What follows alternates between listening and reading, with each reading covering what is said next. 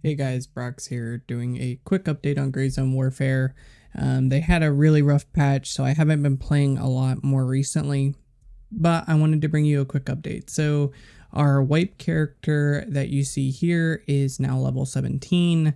We are almost at $250,000. We still have not died. We've killed some more people in PvP. We haven't lost our starter kit, so we're pretty set. As you can see as I go through the items here, we have a ton of keys. We have a ton of M4s. We have a fully built M4A1. We have an RPC vest that we took off someone we killed. We have a fast MT, which we took off somebody we killed. We're pretty much end game geared.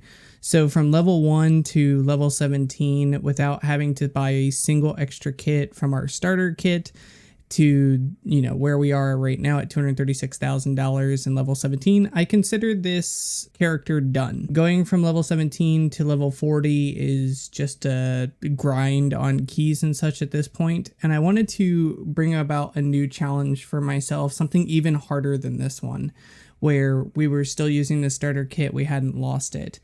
And that was kind of spurred on from a video by a guy named Diggy, which I will put in the description below because I am going to basically be doing something of his concept as my next challenge, which is putting my words where my mouth is, where I think GrayZone Warfare would make a better DayZ clone than a military sim or Escape from Tarkov clone.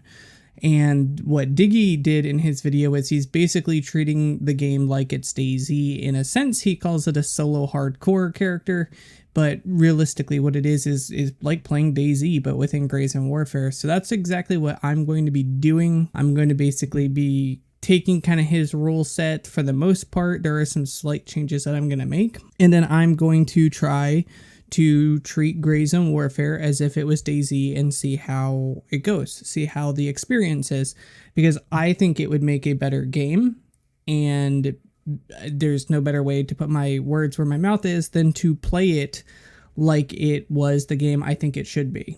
So what we're going to do, as you can see me finishing up, kind of going through all the items we have from this run, which is, again, pretty much as kitted out gets for level 17, we're going to wipe this character. So we are going to completely reset, and we're going to go back to the Lemang faction. Now, Mithras is hands down the best faction in the game if you were going to play it as it sits today. So as it stands, the way the game is meant to be played today, Mithras is hands down the best faction. However, for the DayZ challenge, Lemang is going to be the best faction because we really don't care about the end game zone locations, because we're never going to use helicopters. We're never going to go back to our base. We are literally going to leave our base, and then we are in the world from that point forward. We're not going to do any tasks. We're not going to use money.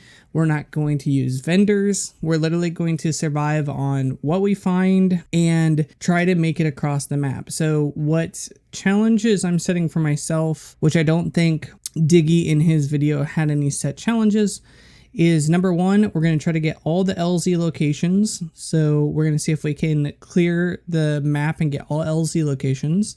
We're going to try to PvP, of course. With being on Lemang faction, this should be way harder. And the reason I'm choosing Lemang is for a couple different reasons. Number one, there's a lot more Mithras in the PvP side and Crimson in the PvP side, and Lemang is the least played faction.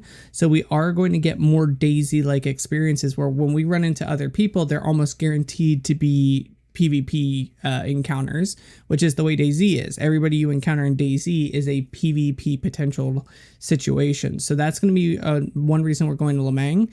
The next reason we're going Lemang is because the start is more conducive to a real DayZ experience, where you go from the starter town to the airfield to Hunter's Paradise. If we started Mithras to get to a secondary section, such as like the airfield or Hunter's Paradise, which are kind of the two easiest tier 2 sections, we'd have to clear the map to begin with. And I don't think that makes for a good experience because the map's just not balanced in that way yet. So we're going to start Lemang, and then we are going to clear our stash.